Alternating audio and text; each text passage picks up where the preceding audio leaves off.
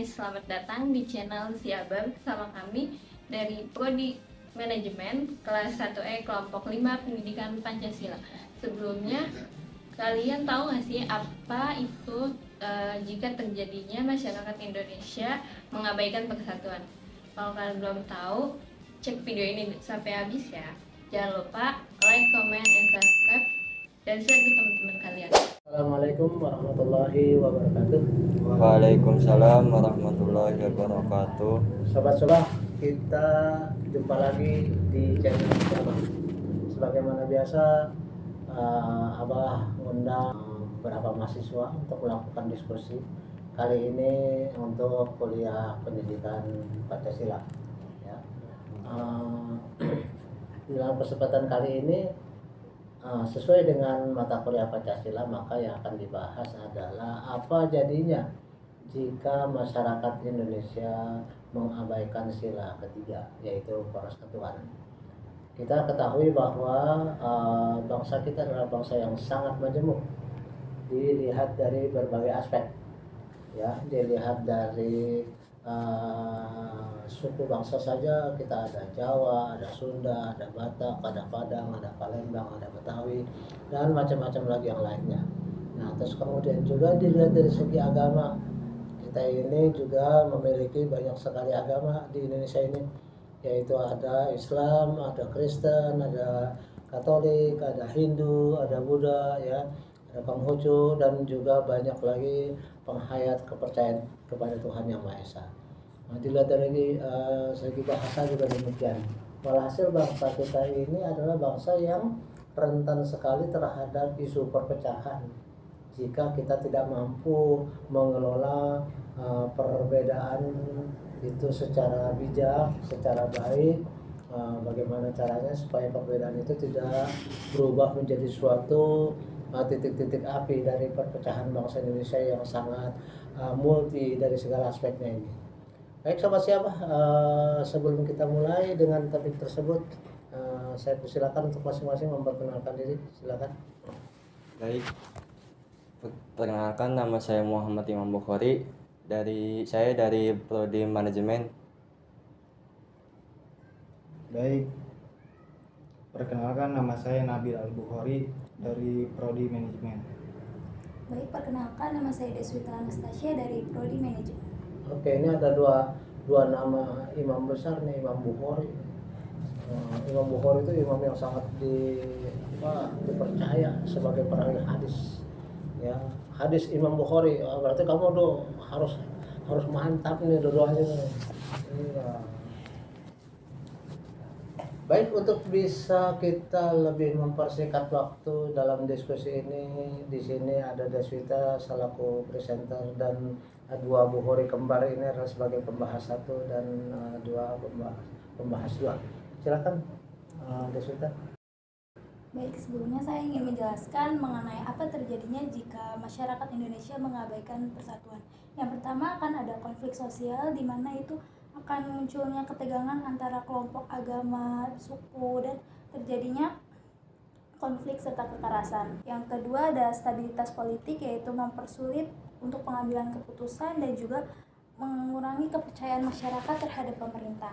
Yang ketiga ada krisis ekonomi, itu menghambat pertumbuhan ekonomi dan juga berdampak negatif pada kesejahteraan masyarakat. Dan yang keempat ada integritas budaya, itu akan hilangnya rasa saling menghormati dan toleransi.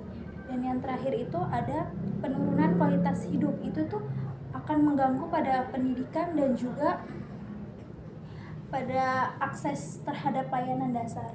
Juga ada contoh kecilnya, misalkan di lingkungan sekolah, mahasiswa ataupun siswa jadi terlihat sombong, tidak peduli antar sesama, dan juga sering membeda-bedakan teman. Misalkan di lingkungan rumah juga jadi ada pertengkaran, tidak ada kerukunan di dalam keluarga. Dan juga kalau misalkan di lingkungan masyarakat itu tidak adanya kerjasama dan tidak adanya kepedulian antar sesama. Dan kalaupun di negara itu adanya perpecahan bangsa dan melemahnya pertahanan dan keamanan bangsa. Pada itu karena persatuan itu arti dari kata satu, yang artinya utuh dan tidak bisa dibeda-bedakan. Makanya kenapa masyarakat Indonesia harus memiliki rasa persatuan antar sesama itu untuk menjaga keutuhan bangsa dan negara Indonesia sendiri. Saya lanjut untuk membahas, saya ingin bertanya, jelaskan apa yang terjadi pada identitas nasional jika masyarakat Indonesia mengabaikan persatuan. Saya akan menjawab, jika masyarakat Indonesia mengabaikan persatuan, identitas nasional akan melemah karena masyarakat lebih mengutamakan identitas kelompok seperti suku, agama. Ini akan mengancam semboyan Bhinneka Tunggal Ika. Baik. Terima kasih. Saya akan menanyakan juga kepada teman saya sebagai pembahasan kedua, apa saja dampak yang akan terjadi jika persatuan dalam masyarakat Indonesia itu diabaikan dalam bidang ekonomi. Akan terjadinya konflik sosial yang mengganggu kestabilitas negara, sehingga akan menghambat pembangunan. Anda menyebutkan bahwa kalau kita terlalu menonjolkan identitas kesukuan atau identitas primordial seperti agama, bahasa, suku dan sebagainya, itu akan memecah belah persatuan. Tahun 2017 itu kita tahu di Pilkada DKI itu ada satu kelompok calon gubernur yang justru mengemukakan masalah identitas politik, ya. Jadi agama dijadikan sebagai identitas politik, sehingga terjadi perpecahan yang polarisasi yang sangat berat antara sesama Islam sendiri dan bahkan antara Islam dengan non-Islam, dengan non-Muslim. Di mana pada waktu itu misalnya salah satu calonnya kan beretnis Cina, Ahok, ya kan. Etnis yang lain itu, calon yang lain itu adalah Pak Anies Baswedan, ya.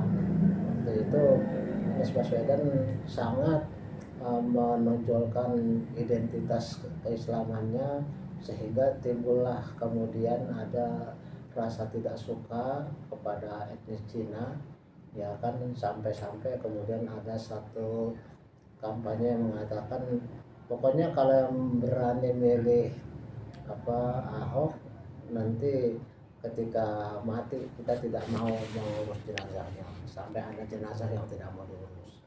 Nah, itu bagaimana pendapat Anda tuh dari segi itu? Apakah politik yang seperti ini bisa dibenarkan? Kalau menurut saya sih tidak, karena kan soal kayak jenazah menurut Islam kan nggak masuk ke politik gitu. Jenazah dong nggak bisa masuk, mati. Maksudnya kayak urusan politik. Kalau masalah kematian kan beda jalur lagi. Oke, jadi yang namanya identitas primordial seperti suku, seperti agama, seperti golongan yang kita kenal sebagai isu SARA, ya. SARA itu apa aja sih? Isu SARA, suku, agama, terus ras dan antar golongan. Nah, jadi di Indonesia ini ada hal yang sangat tabu untuk kita bicarakan. Jangan sekali-kali kita itu mengungkit-ungkit masalah suku, ya. Ya, katakanlah misalnya suku Jawa karena mayoritas kemudian merendahkan suku-suku lain. Nah, nanti akibatnya akan terjadi perang suku seperti yang pernah terjadi di antara orang Dayak dengan orang Kalimantan, orang Dayak dengan orang Madura di Kalimantan dulu. Begitu juga dengan orang Dayak dengan orang Madura, ya, di Kalimantan.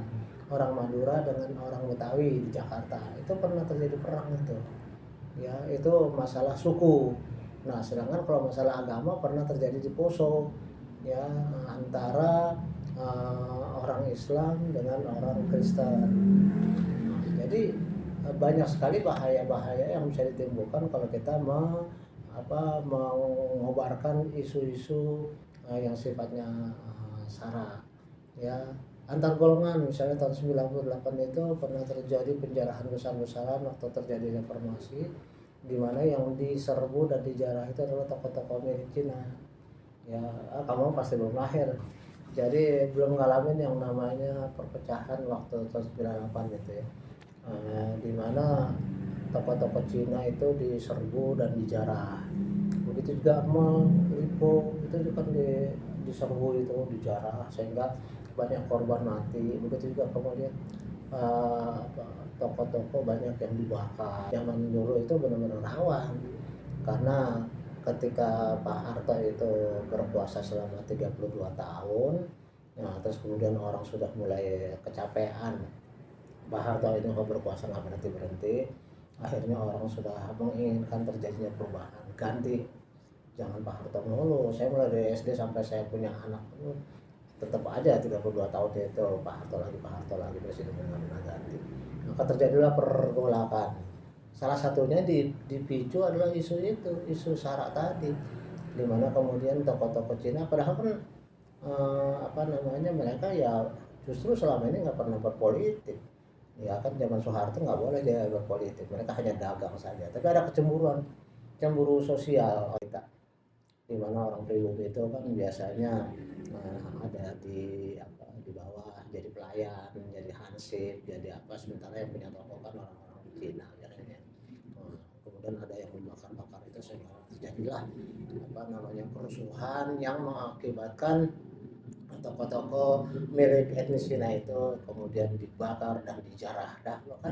Bahkan orang-orangnya sendiri itu banyak yang jadi korban.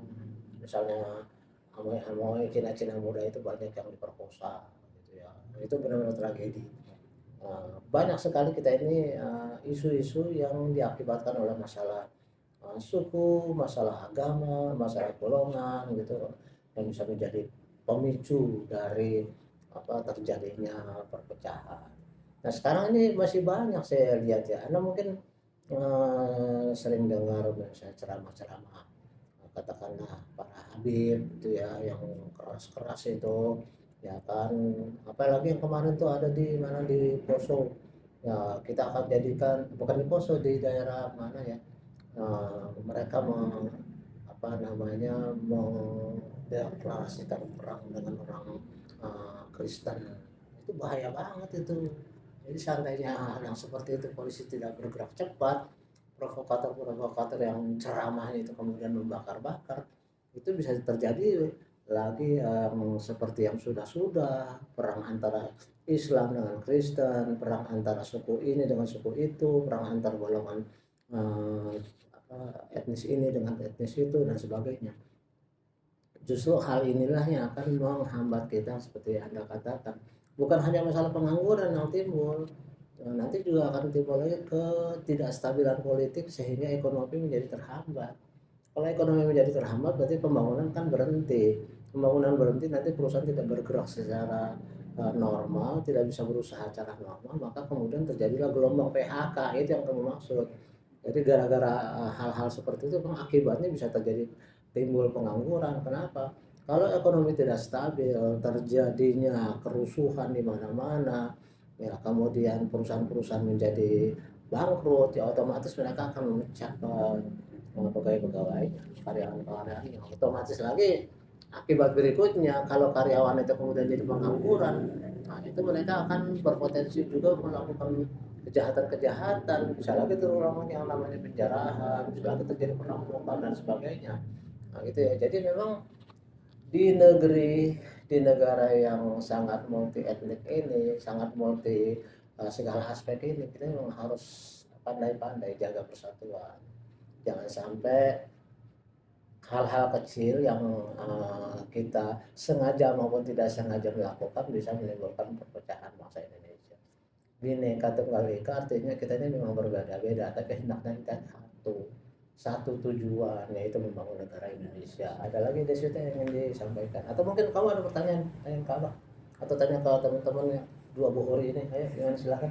Mau nanya lagi, persatuan itu kan bagi stabilitas politik itu kan penting di Indonesia, itu tuh gimana tuh? stabilitas politik. Ya tadi Persatuannya. persatuannya. Ya gara-gara tidak bersatu otomatis kan terjadi kericuhan. Ya katakanlah seperti terjadi peperangan antara orang Kristen dengan orang Islam di Poso. Terus kemudian terjadi di Sampit itu antara orang Madura dengan orang Dayak Kalimantan. Di Jakarta antara orang Betawi dengan orang Madura. Ya otomatis kekacauan seperti itu kan mengakibatkan orang tidak lagi bisa melakukan aktivitas ekonominya secara wajar, secara normal. Ya berarti kan barang-barang menjadi langka, harga-harga menjadi mahal, ya kan, sumber daya menjadi sulit didapatkan, otomatis kan ekonomi jadi nggak stabil, ya kan. Jadi tidak adanya persatuan memang bisa menyebabkan ekonomi tidak stabil karena seperti itu rangkaiannya. Ketika terjadi kekacauan, terjadi peperangan antar suku, antar agama dan sebagainya, ya masyarakat kan jadi terganggu. Mereka tidak bisa lagi berusaha dengan tenang, tidak bisa lagi berbisnis dengan tenang. Orang yang kerja juga tidak bisa lagi bekerja dengan tenang. Ya akibatnya kan ekonomi jadi tidak bisa berputar. Ekonomi tidak bisa berputar, otomatis kan banyak perusahaan nanti jadi merugi, ya kan. Perusahaan merugi, otomatis dia jalan satu-satunya untuk bisa selamat adalah mengurangi jumlah pegawai. Berarti kan terjadilah gelombang PHK. Gara-gara apa? Gara-gara tidak stabilnya politik yang diakibatkan oleh masalah tidak adanya kerukunan antar masyarakat. Baik, sobat-sobat Syabah, meskipun ini singkat sekali ya, tapi mudah-mudahan tetap bisa kita ambil manfaatnya, kita bisa ambil hikmahnya. Yang paling penting bahwa negara kita sadari sebagai satu negara yang sangat multi dari segala aspek. Dan oleh karena itu menjadi kewajiban bagi kita untuk menjaga hal tersebut supaya tetap tercipta kerukunan, persatuan, kesatuan, di mana dengan modal seperti itu insya Allah ekonomi akan berjalan dengan baik gitu ya. Baik, saya akhiri dengan ucapan Assalamualaikum warahmatullahi wabarakatuh. Waalaikumsalam warahmatullahi wabarakatuh. Jadi kesimpulan dari apa yang terjadi jika masyarakat Indonesia mengabaikan persatuan. Pengabaian persatuan di Indonesia akan mengganggu stabilitas dan memicu konflik, memperkuat persatuan melalui pendidikan dan ideologi penting untuk memanfaatkan keragaman.